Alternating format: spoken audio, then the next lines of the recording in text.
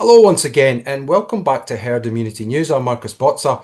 It's fantastic to have a great favourite of ours at Herd Immunity News here, Mr Godfrey Bloom. Godfrey is obviously, to many of you, you'll know this, that he's a former MEP with UKIP.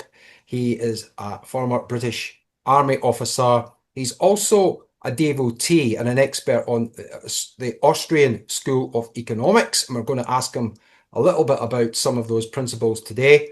And he's a guy who's just got maybe one of the best websites in the UK as a comprehensive website to financial planning, to healthcare, history. There's so much on there, and we always leave the links to this great man's site. But without further ado, let me say, Godfrey, how are you, sir? I'm extremely well, and it's nice to see you again, Mark. Really nice indeed. And so, I'm 75 years old, and I just got back from a walking holiday in the Lake District, and I added it. My wife made me add it all up to see what we did, and we actually covered 170 miles in a fortnight and climbed something like 60,000 feet over the period, and the sun shone every day, Well, look, which proves that God is a personal chum of mine, which I've always suspected. well, God shines on the righteous. And I just think you don't need any more evidence to say that when you were in the lakes, you were shone upon, sir. You were shone upon. But look, you always shine upon us with your wisdom, and thank you for coming on. What I wanted to ask you about as an opening gambit was the Reform Party have seen fantastic success, winning over 600 seats at the county council elections. Their deputy leader today, Mr. Tice, has been on the media and doing the rounds, and he said, look, people are going to judge us on how we manage the local councils. We control 10 of the English county councils. There's obviously a massive challenge ahead, but what do you think? Not that either of us are in reform, but what advice would you give, or what guidance would you give on financial policy when running these county councils? Well, some certain pieces of advice I could give, which is, well, number one, you have to be ruthless. You have to be ruthless. Number two is, if you have to spend money because the government has overridden the council and says you must do this, you must do that, you must make it absolutely obvious to your electorate. So when you send out those little missives, the government, which I get, a little missive saying this is what the council will do, here are the little faces, here's your councillor, all those things which they send out every quarter, I think it is. I think you need to put a separate page in there to say we spent X £100,000 or X million pounds on the following. We don't want to do this. We are bound by law. We are bound by statute law. So we apologize for doing this. We have no choice. So everybody reading it can go, just a minute, it's not their fault they're spending money on this, because they can see the problems, but they don't know why. Most people don't know why. Plus the fact, of course, as you know, only 30, I think the average turnout for a local government election is about 30%. But actually, that probably affects us almost more than any other tier of government. Local government is on our doorstep. It's on our doorstep. And of course, the old days, and of course, Reform are bringing in this Doge idea, which incidentally I think is a very good idea. It's very good. It should have been done some time ago. I think what they need to do is to break it down, to get people to understand, to get people to re-engage in local government. And I think one of the problems that we've had is that this country makes the very fatal error in bringing party politics into local government. It shouldn't have anything to do with your councillor, whether he sports a blue or red rosette. It's not relevant in local government. And in the old days, if you go back far enough, you'll find that your councillors, generally speaking, were local businessmen. And businesses had an enhanced electoral ability.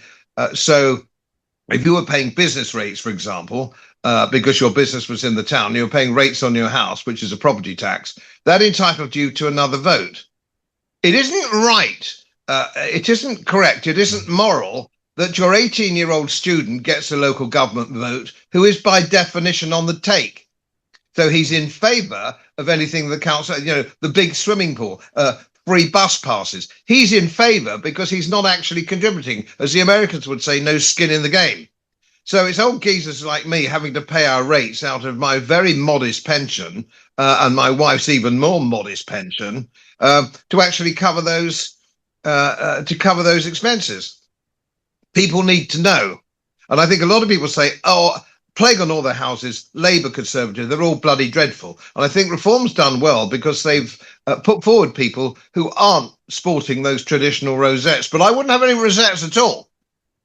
I wouldn't have any at all. And people say maybe what they said to me when we had the referendum in 2016 on Brexit, people said, I haven't voted for years, was I'm voting now because it's going to be counted.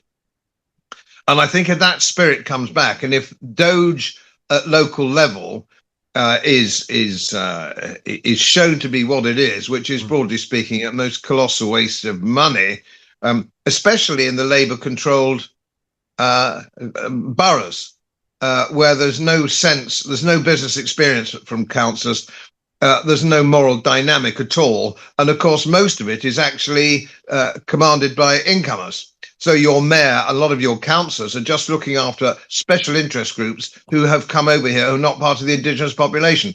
And that's another problem. So we've got to get ordinary, hardworking people who were born in the constituency or born in the borough going back to the ballot booth. And if they concentrate on that, they'll find they do very well. Absolutely. And looking onto your website and the section that you've got, we recommend this to everybody that you said reform should mean reform. Actual reform. You've touched on the quangos and the money that's wasted. Now, Richard Tice, the deputy leader of reform, as I say, he's doing the rounds and he's talking about getting rid of as many of these diversity ESG diktats. All the reform candidates have refused to take the training, so they're saving the money on this straight away. But on the quangos and perhaps the pensions, Mr. Tice also mentioned the pensions today. The pensions, nobody's got a clue about the actual massive amounts of money that these index-like pensions are having on councils. Godfrey, could you touch on that a little bit? Yes, it's the trouble is we have here, Mark, it's off balance sheet. These things are always off balance sheet. So it is a liability. Let's say, for example, it was United Widgets, for example, the pension fund. If you didn't show the liabilities of the pension fund, it would be illegal and the directors would go to prison. Now, there's nothing in the balance sheets at all when it comes to British pensions in the public sector. And the quangos are public sector, whether they like to pretend they are not, it doesn't make any difference. So that is the situation. And it's not accounted for. So give an example of that. For example, as soon as Starmer got into office, he increased public sector salaries across the board. It was a sort of 5% increase across the board. And everyone said, oh, my goodness me, that's going to cost us an extra £1 billion a year or something. That is a piss in the bucket. What's going to happen there? All those 5% uplifts are going to give people an index-linked income uplift, which is impossible to get into the private sector. So that actually is a liability on the balance sheet of probably half a trillion. But nobody's talking about that because nobody really understands it. I spent my entire professional life, which was over 45 years, in managing pension funds. Yes. And that's what I did. So I do consider myself to be an expert. Now, I would be impressed if I saw a political party, and Reform in particular, as we're talking about Reform, employ somebody who was a professional, somebody who's retired from the pension fund industry, either a fund manager or perhaps somebody with an actuarial background or something of that nature, who could actually not talk about politics, talk about how much is this costing us? How much is it really costing us? And how much of our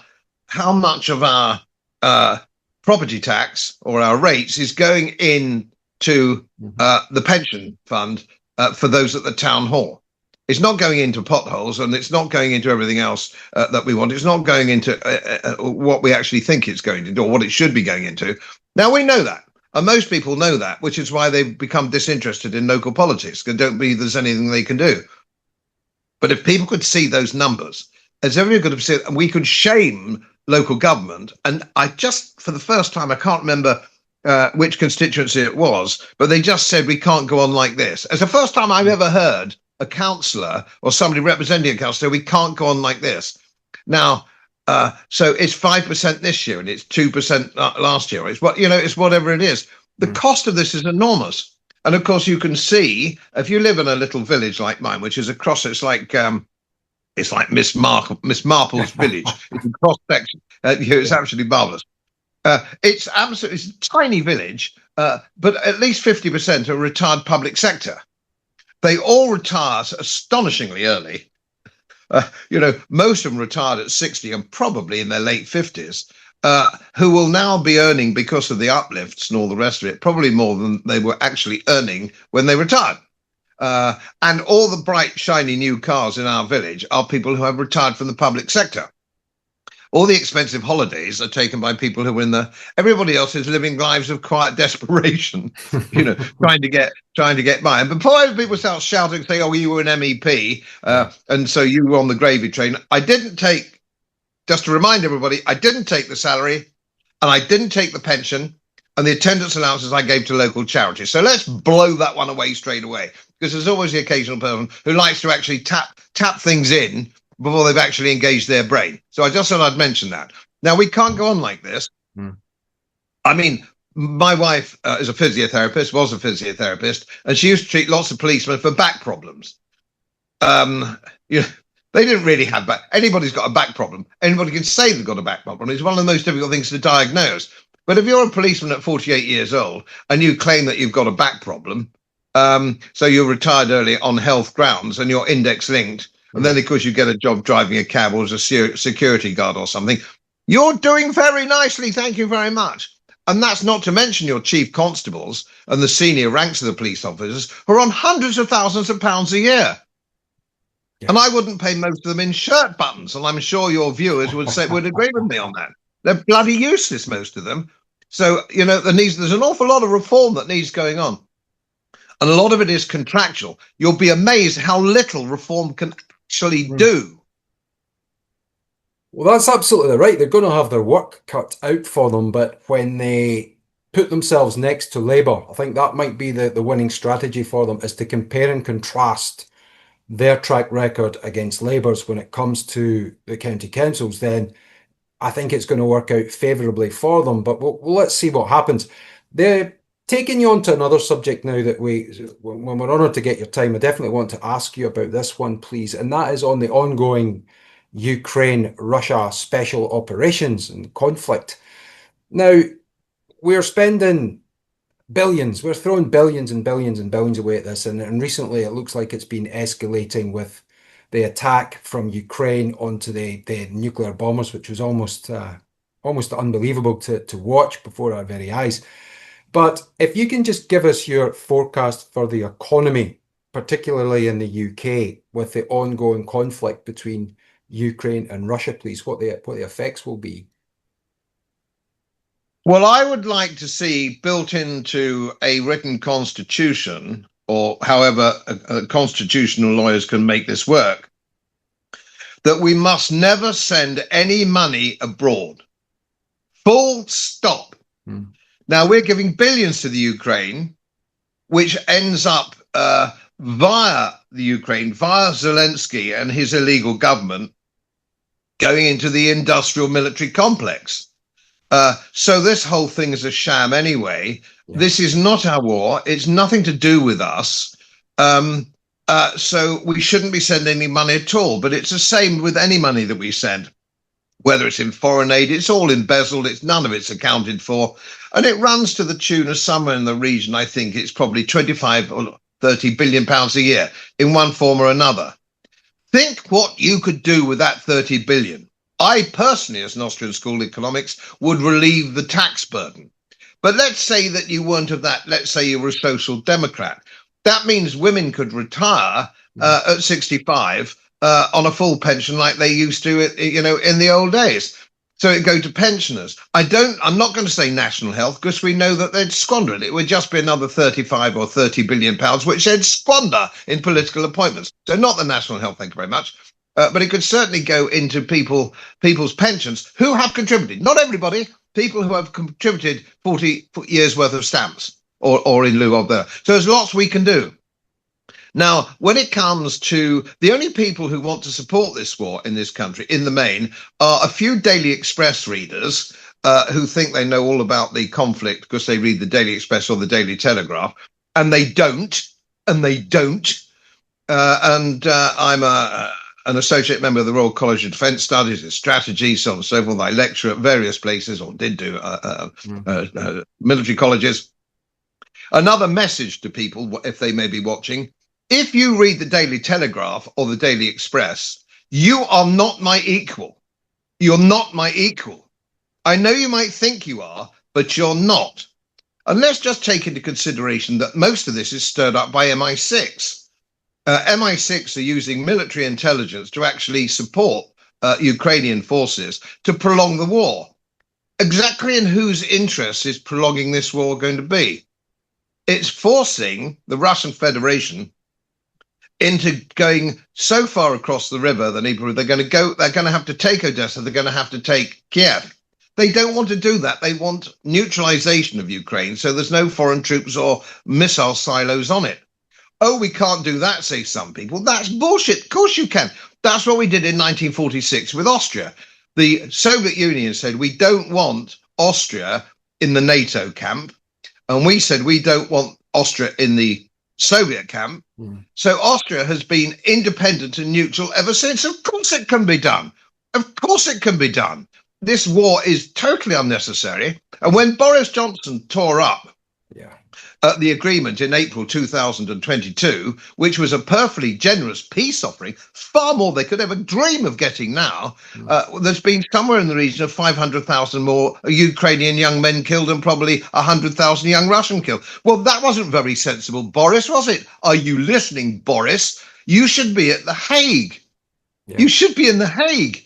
You should be prosecuted. You should be in prison, Boris, for your behavior over this. And let's have a look if it goes. Let's say perhaps one day the Russian Federation just get fed up with MI6. They just get fed up with the interference. They get fed up with the money that we're sending to prolong this war to kill Russians. And sometimes Russian civilians in Moscow with drone attacks on apartment blocks. What happened? They get fed up. Now they've got these hypersonic missiles, Oreshnikov, and all that kind of stuff. They've got these missiles which are impossible to shoot down. And they're very focused. They can be very easily targeted. There is nothing we can do.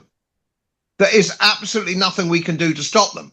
What happens if Putin gets kicked out because he's taken too softly approach? Perhaps the hardliners in the Kremlin, and there are always hardliners in the Kremlin, let's say, why don't we teach MI6 a lesson? We know where the building is. These things are so focused, they could actually strike the building on the embankment. And I can tell you there'll come a time when they just lose their temper, and that's what we do. And there's nothing whatsoever we can do about it. Neither can we retaliate without going nuclear in World War III. What's wrong with peace? And what's wrong with diplomacy? Even in the Cuban crisis, which I remember reasonably well as a teenager and taking interest in these things, the Cuban crisis, we talked to each other. There was diplomacy. There was a hotline. We're not talking. We're not talking to the Kremlin. This is ludicrous. And of course, you've got the Lindsey Grahams and the neocons in Washington who are madmen. They're psychos. You know, like the old John Bolton crowd and Kellogg, General Kellogg, who's always balancing on retarded. You know, these people are, it's like Dr. Strangelove. I'm not sure that many of you will remember that film, watching our show, because they'll be much younger. Great Peter Sellers. Yeah. Marvelous. Dr. Strangelove, and because it finishes up with this lunatic American neocon actually sitting on the tail of a bomber on his way to Moscow. And my God, we all laughed. Yeah. We thought that was very funny. And now we've got it in real life. It really worries me. I'm 75, you know, to be brutally frank, I don't give a shit. You know, I'm going to die soon anyway at 75. My life expectancy, probably another 5 years if I'm lucky. But I worry about grandchildren and children and nieces and nephews and great nieces and great. What kind of shit are we leaving them to deal with for no reason? It's not our war. Our war is in the English Channel.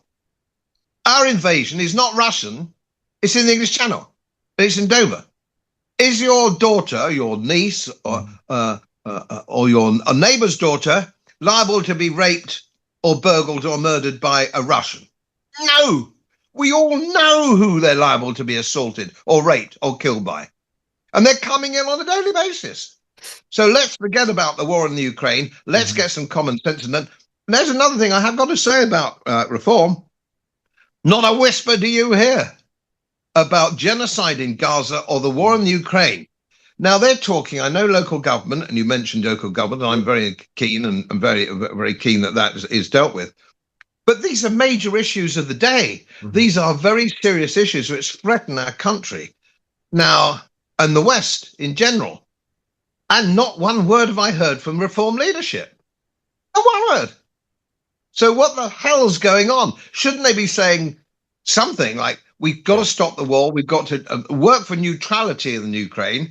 And the Russians have said this, the Russian Federation have said this, and stop, if you're thinking of tapping on the border, I'm not a Putin stooge, I'm in favor of peace, all right? It's not the same thing.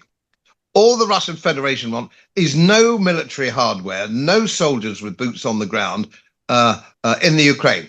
Neutrality, the same, let's take the Austria option, the 1946 Austria option, and save the potential global world war that we are drifting, it seems to me, drifting towards. So let's start talking. Let's get round a table. And the only way we can do that is to get round a table. I would disband MI6. MI6 is no friend of this country. MI6 is run by psychos. Brigade, is it 70 Brigade or something like that? 77 Brigade, run by that's people correct, like Tobias Ellwood. Tobias Ellwood, yeah. Grant Sharps. Tobias Ellwood needs psychiatric help. He needs help. He's round the twist. He could step straight into Peter Sellers' shoes if they ever remade that film. He could be there. He's fucking mad.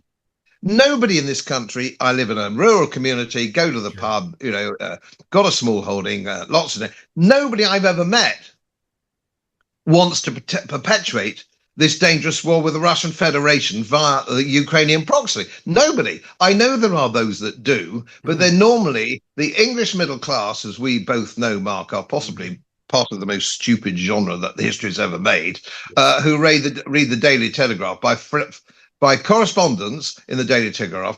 You remember John Keegan, Claire Hollingworth in the old days? They were really, really informed. And John Keegan was a lecturer at my old alma mater, Sandhurst. He used to lecture there. These people really knew what they're doing. They've got Condon or somebody like that now. I can't remember what it is. It's something like that. He's a moron. Yeah. He's a moron. He doesn't know anything about anything. And so consequently, we haven't got a free press. We haven't got a press saying, for Christ's sake, stop this. Where's our press? Where's our editorial? Where's the BBC? Where's Sky? Where's Channel 4 saying, we've got to stop this? War, nobody ever wins wars, really. War's a bad thing. In the 60s, I didn't hold it. I agree with them. In the 60s, when they're all band the bombers, were sort of all doped up and things with their long hair and peace, bro, and all that, right? But that was the Soviet Union that we were arming against, which really was a threat. The Russian Federation isn't a threat now. It's not expansionist. What's expansionist? Get a map, people. Yeah. Get a map and see who belonged to NATO in 1985 and who belongs to NATO now. Look at all the 250 overseas American bases dotted around China and places. Look at who the aggressor is. For people who don't think I'm right, do some homework and you'll change your mind. Absolutely. And you look at the expansionists and the Europhiles, they're the ones that are most enthusiastic about this war. This really is about expansionism for me as a part of the Brexit Party machine, UKIP beforehand. This really is about the expansion of NATO and the expansion of the European Union as an empire, as they walk around these people like they are deities on earth. But I just bring you back to a point that you made, an excellent point you made about the dinghies. a few days ago, Keir Starmer says we are now on a war footing. Meanwhile, we have thousands of men of fighting age coming in on a daily basis. Mr. Putin need only employ some of these people as bad actors, if he hasn't already, Godfrey, to go to every town, city, and hamlet of the United Kingdom. It's a sick joke, to be honest with you. Yes, this is one of the things that reform. I'm starting to have a pop at reform again, but I'm still hearing their references to things like the gangs. The gangs are an invention of the traditional parties. You know, the Conservatives and Labour. The gangs, like all this. So these people come from dirt-poor parts of Somalia, dirt-poor parts of the Indian subcontinent, who are travelling across here in boats. I know a little bit about this because I used to be a yachtsman years ago. These things with the great Mercury engines and these great dinghies that take 50 people that the Royal Marine Commandos have cost thousands and thousands and thousands of pounds. These people in them couldn't begin to pay any gang for that. They couldn't begin to. So this isn't gangs. No. This isn't gangs. This is a deliberate degradation and destabilization of this country. Where do they go? Where's the press? Where do all these dinghies go when they hit the shore with these outboard motors, which cost probably £5,000, £6,000, £7,000 in their own right before you even buy the dinghy? Yep. All right. Where do they all go? I suspect they go in some sort of secret loop back, and we pay the French fake. We pay them millions of pounds to actually stop it. We all know, every single person knows that the French are actually escorting them across the channel and dumping them there. And then we give them forced accommodation. We give them good health treatment and dental treatment, 3 meals a day, and pocket money. Of course, this is ridiculous. We're encouraging them. We want them to come here. And Sunak, I quote Sunak now to have a pop at the Conservative Party, which is right there now, virtually disbanded. We want cheap labour. Our cheap labour will stop inflation. There's Sunak saying, well, ex-Goldman Sachs, it will stop. These people aren't skilled. And somebody posted a very funny thing. I don't know whether you saw it. It's Starmer at Dover looking out to sea. So it's another one of those wonderful boats bringing in doctors and surgeons and architects and stuff. Not one. But we don't have a free press, Mark. Our problem, and somebody asked me this on a show the other day, I think it was Sonia Poulton, I can't remember. But the problem we don't have a free press. So the people who should be exposing this for what it is, which is a deliberate degradation of the country, are the press, the daily press, the BBC, Sky TV.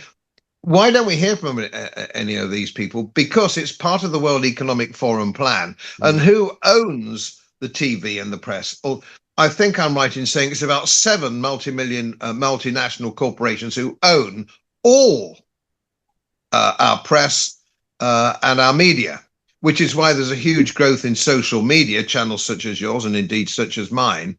And I think last month, I got more hits on my channel than Newsnight. But why would anybody look at the BBC or Channel 4? And Sky are disbanding their news system. It got so bad they're just disbanding it because nobody's watching it. When was the last time anybody bought a newspaper? Unless you wanted cricket or a theatrical or something like that. You wanted some. Sure. People don't buy newspapers anymore because they know they're full of shit. We call these people traitors to this country, traitors to our national security and our national sovereignty.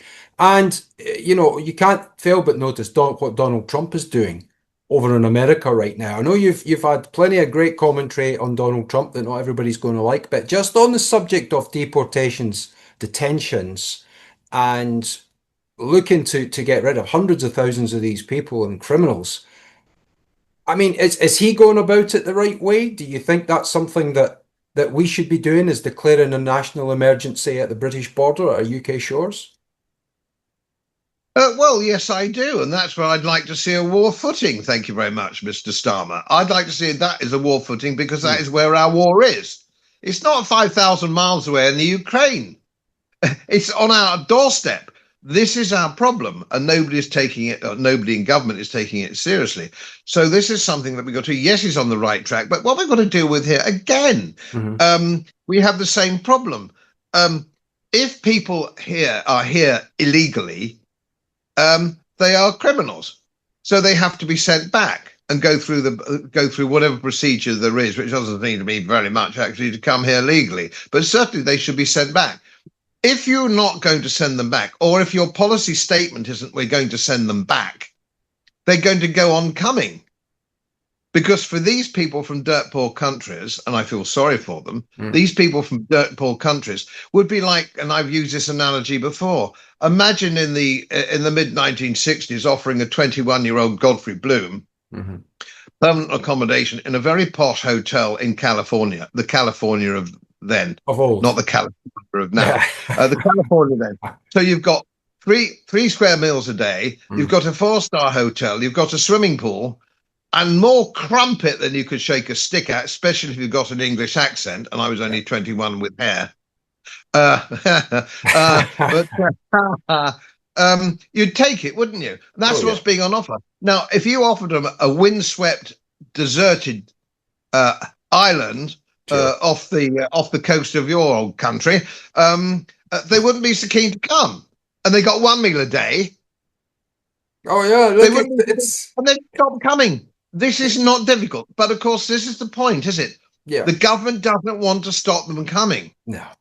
And it's going to go back to grooming, and I use grooming in a different sense of the word. They think they can groom all these people into voting Labour.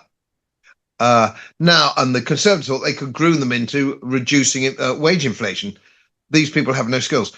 And AI now is coming in big time. There is no room now in this country for unskilled labour.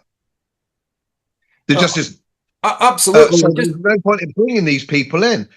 Yep. And now, in the old days, and I wasn't, although I was UKIP for a while, I finished up independent, as you know.